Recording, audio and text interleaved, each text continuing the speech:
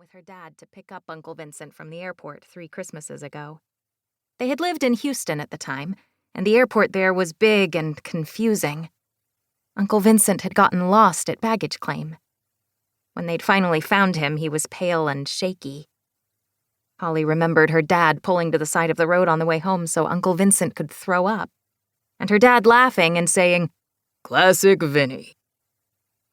The memory made Holly feel a little nauseous herself. Or maybe it was the winding country road. She pressed the book to her stomach. "Did your dad, did he make it to San Francisco okay?" her uncle asked. Holly checked her phone. There were a few texts from her mom.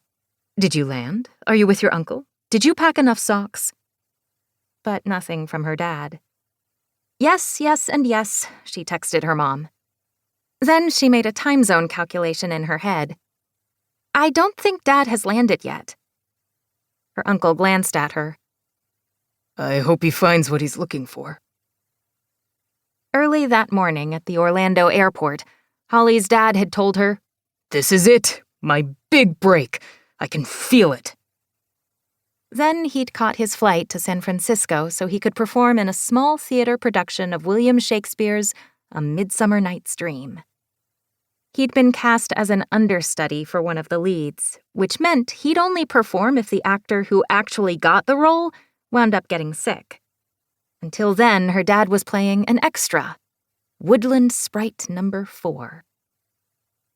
Holly, meanwhile, had caught a flight to New York City and a connection to Burlington, Vermont, a city she'd never heard of in a state she'd never been to, which was unusual.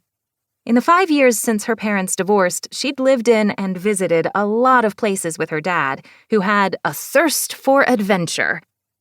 That's what he called it, at least. Holly called it can't make up his mind syndrome. But only to herself.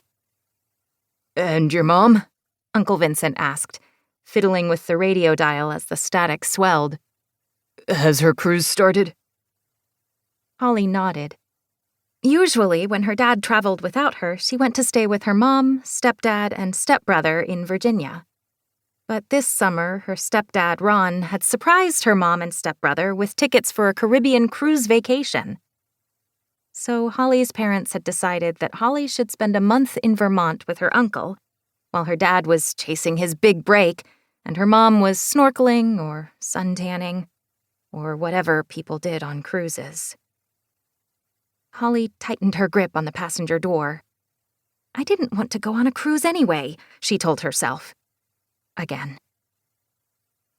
It was quiet in Uncle Vincent's car, just the hint of classical music fading in and out. Holly looked out the passenger window and tried to identify the trees they passed.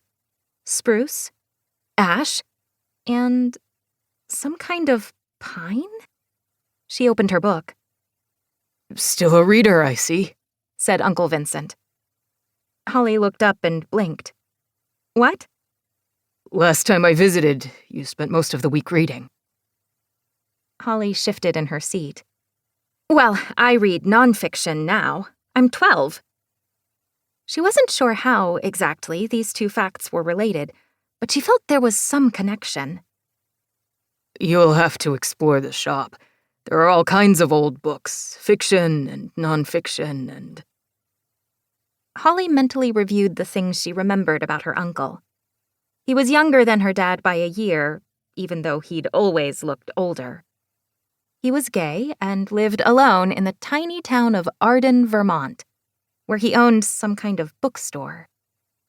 Holly's dad had gotten a kick out of the coincidence. "The forest in A Midsummer Night's Dream is called Arden, too," he'd said. "So we'll both be in Arden." The bookstore had been another part of her dad's pitch for sending Holly to stay with her uncle. "You'll love hanging with Vinny. He's drowning in books." Holly's brain began to buzz. What kinds of nonfiction did her uncle sell in his shop? Why were the books old? Where did they come from? She swallowed the questions. Curiosity was a dangerous thing.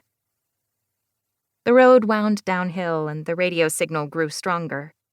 As the music reached a crescendo, they passed a sign that read, "Approaching Arden."